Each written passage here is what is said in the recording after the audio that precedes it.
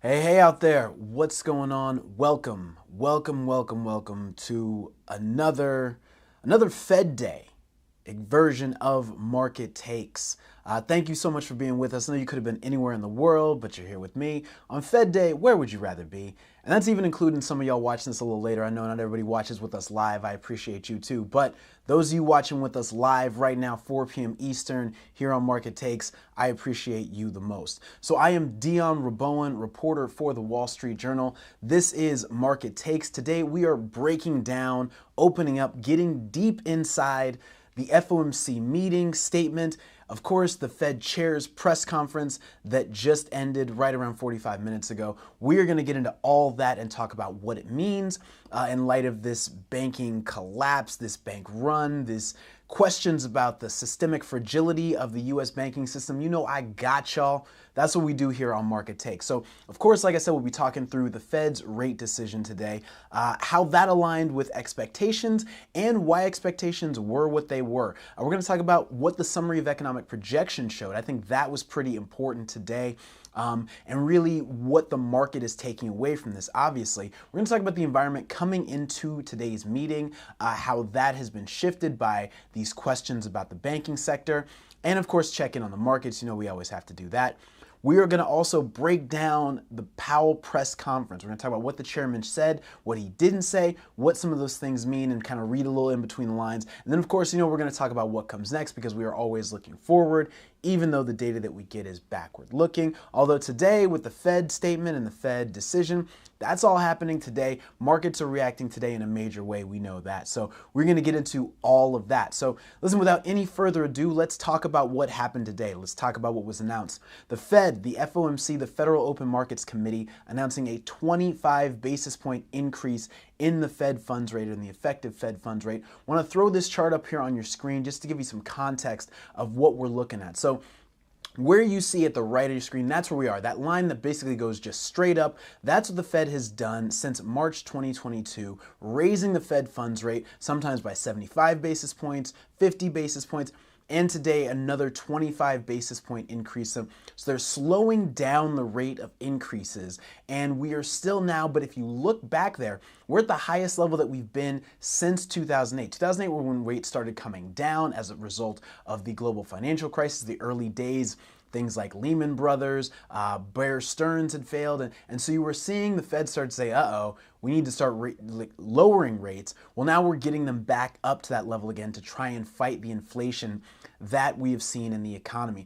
Also important to note, as you see there, where we are is unusual. Rates had been low or near zero, as you see rates rolling along that zero lower bound, as it's called, for most of this century. We are going to start, if the Fed actually raises rates to the level that they say they plan to, we're going to get up to the highest level we've been since back around 2000, 2001, when we hit that 2001 recession. It's interesting that rates tend to get higher around these recession levels, and then down when you get lower below that, that's when things start to get better. We now could be getting into some of that, you know, some of those economic worries that folks have had. So just wanted to put that up there to illustrate where we are right now and how that compares to the environment that we had seen over the course of the last 20 years. This is a very unusual environment, and when you look at that effective Fed funds rate chart, you can see just how unusual it is. So another thing I want to talk about is the FOMC, the statement today, because the decision to raise rates by 25 basis points was accompanied by a statement, and it was also accompanied by a press conference from the chairman. Really interesting changes made to the statement. The Fed usually doesn't like to change things too much. They change the date, they change who voted. Shout out to our departed colleague, Lael Brainerd, the vice chair of the Fed, now moved on to work in the government under President Joe Biden, but she was certainly a very influential person, no longer with the Fed, now working with President Biden and the government. But we salute Fed Chair, or former Vice Chair, Lael Brainerd. Anyway, I want to talk about the statement, though. Very interesting pieces because the Fed took out a statement saying job gains have been robust. They say instead picked up in recent months, meaning essentially that job growth is even more than robust. It's picked up. They took out the reference to inflation has eased somewhat, and just now it says inflation remains elevated. This is the Fed really saying Jobs picking up, inflation remains elevated, saying they're more worried about inflation. They continue to worry about the growth of the economy. That's not the dovish rate hike that a lot of people have been talking about. I think that's why you're seeing some of what you're seeing in markets. We will get into that, don't worry. Also, all the references to Russia's war against Ukraine, which had been in the second paragraph of the statement, removed, cut out.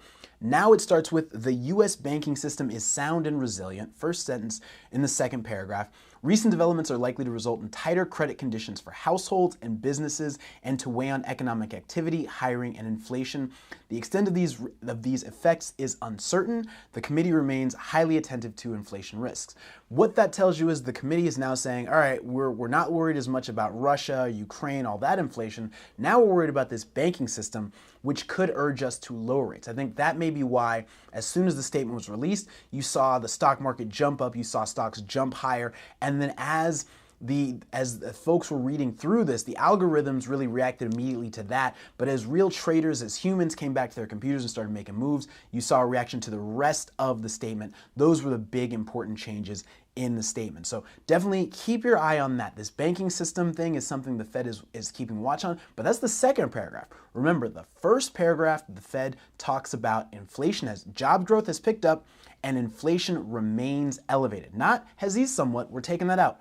Inflation remains elevated. That's big, and that's a big piece of why I think the market's doing what it's doing. Let's also talk about how the Fed's balance sheet has changed and what's been happening, because as a result of this banking issue, I don't want to call it a banking crisis or a bank run, but as a result of some of these issues with the banks, the Fed has made moves. So on the one hand, they're saying, okay, we're watching this. On the other hand, I want to throw something up here on your screen just to show you some of the actions that the Fed has been taking, because a lot of this is about words, but it's also about actions. And so just want to put this chart up here of the Fed's balance sheet on your screen.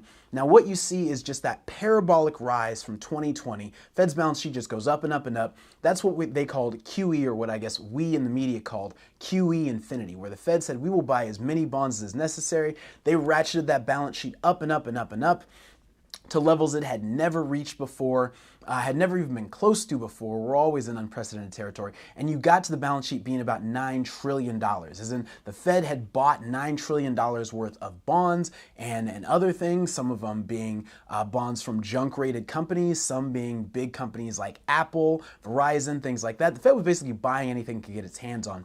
And you saw that rise all the way up to about $9 trillion on the Fed's balance sheet. That was money they were pumping out in the economy by buying these bonds. And then you see that number that it starts to come down there. And then at the very right edge of your screen, you see that big tick up, that just straight line. That was last week. And that's what the Fed did in response to this banking issue.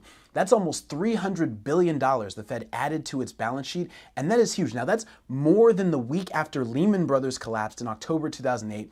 Even when accounting for inflation. So even when you factor in inflation, the Fed did more last week than they did after Lehman Brothers collapsed, even though we're talking about what they're saying is a far less worrisome situation.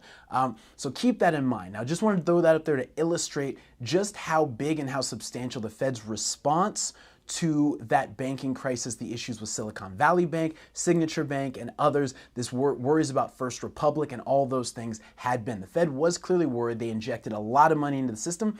That's a lot of money that goes out into the economy, at least hypothetically.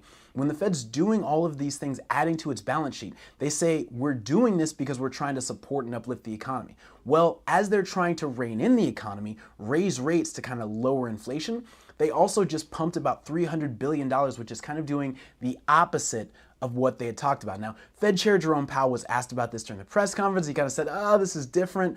But listen, they're buying bonds, they're pumping money into the economy, they're pushing money into the banking system, which is exactly what they said they were doing to help offset some of the issues from the economic crisis at 2008, in 2020, and in the years that followed that, when you see that balance sheet just go up and up and up. So this is important to watch out for. Now, let's talk about the Fed's summary of economic projections, or how the Fed sees the economy. What I want to throw up here is the so-called dot plot. These are FOMC members' quote-unquote assessments of the economy. And just want to put this up on your screen. This is the December dot plot of FOMC members. And as you can see there, it's right around 5.1%. There wasn't a big change from December, which is about 3 months ago, their last meeting, when they did the dot plot, to today. But you see numbers hovering around for 2023, expecting rates to be about 5.1%, a few lower, more than a few higher, but all in all, the expectation is 5.1%. Now let's throw up the March summary of economic projections, the dot plot. This is March now. You see it's very similar, but a little different in that you see there are a couple dots moved higher. No one's moved lower. There's in fact less dots that you see there under that 5% level than there were in December, right? There's just that one dot under 5%. Everyone expects rates to be at least 5%. A couple people have raised their expectations above 5.5%. And now there's that one more dot even higher, almost at that 6% level. So want to put that up just to illustrate that this was not a hike where the Fed said, okay, we're hiking because we have to, but we think really things are going to go easy and smooth as we move forward in the future. No, no, no. The Fed is saying we still think we have to do more, and that has a lot to do with the data that we've seen, and that has a lot to do with the environment we saw coming into this report. So let's talk about that, the environment we saw coming into today's meeting and to today's decision to raise rates by 25 basis points, because we know why they did that. First of all, CPI and PPI, that's the consumer price index and the producer price index, what individuals, you and I, are paying when we go to the store, and what businesses are paying for their goods. Those have been coming down, consistently declining for about the past 6, 7, 8 months now.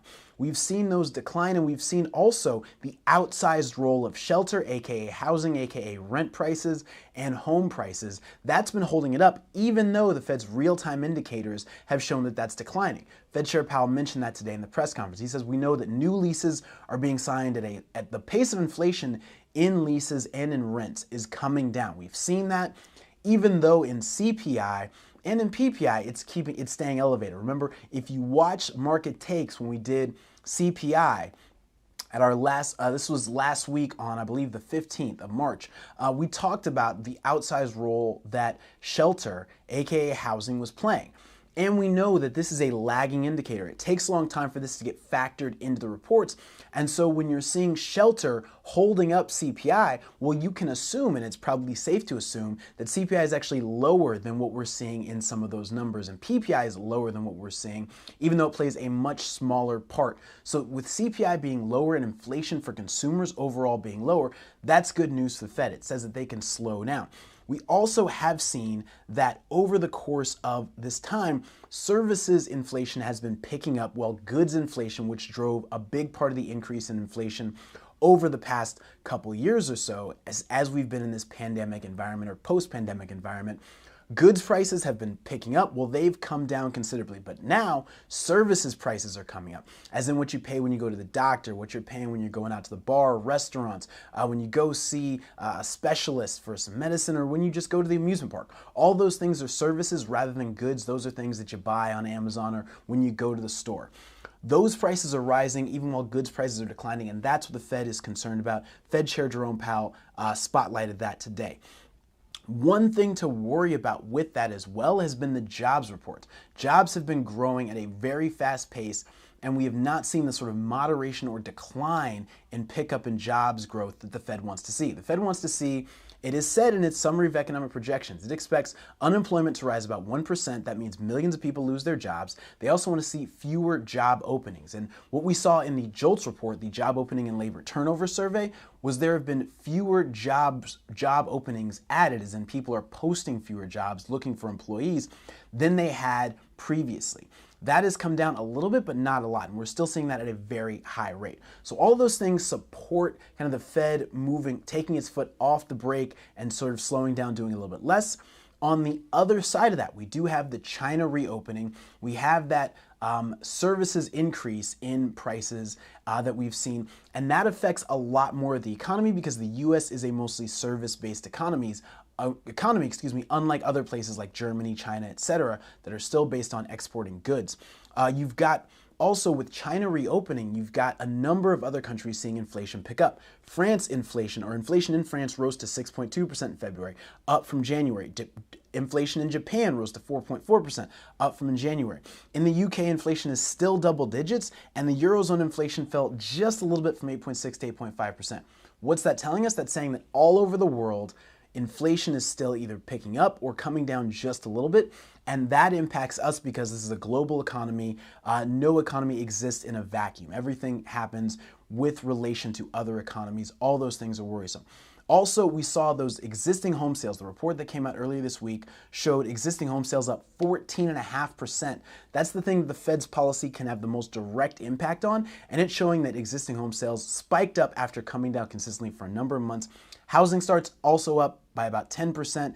This shows the Fed is not slowing demand. That's got to be something they're worried about, and that could be why we saw what I think is a hawkish rate hike this month from the Fed. So keep that in mind. On the other side of that, also, of course, oil and gas prices have been coming lower. Natural gas has been just jumping off a cliff price-wise, and that means that you're seeing different forces kind of converging, and we're going to see which one breaks out. Now, inflation has consistently moved lower in recent months, but we've also seen this banking crisis that could be evidence that things are breaking within the economy and the Fed needs to slow down. I'm seeing a lot of folks, economists, market watchers, etc., in my inbox saying, Dion, the Fed is making a mistake. They need to slow down. They need to stop raising rates. They need to reevaluate what they're doing. That's all because, and not all because actually, I should say that case has been increased, or, folks have pointed to this and said, this is evidence that the Fed needs to slow down and stop because the problems in banking are going to hurt businesses, especially small and mid-sized businesses that rely on banks. These big companies, they go out in the markets and they can borrow money there. But these small and medium businesses that need banks are going to pull back because of this. There's a lot of worry about what banks are doing and not going out and lending, and that's going to hurt businesses. That's going to hurt mom and pop, and that's going to hit people right in their pocketbooks. Really quickly, want to check in on the markets real fast. We've got the Dow and the S&P and the NASDAQ all down significantly, down about 1.6%. Each index is hovering right around that level. We saw a huge nosedive in stock prices, and I think that's because of this hawkishness that we're seeing from the Fed. Fed saying they're not prepared to back off what they were doing.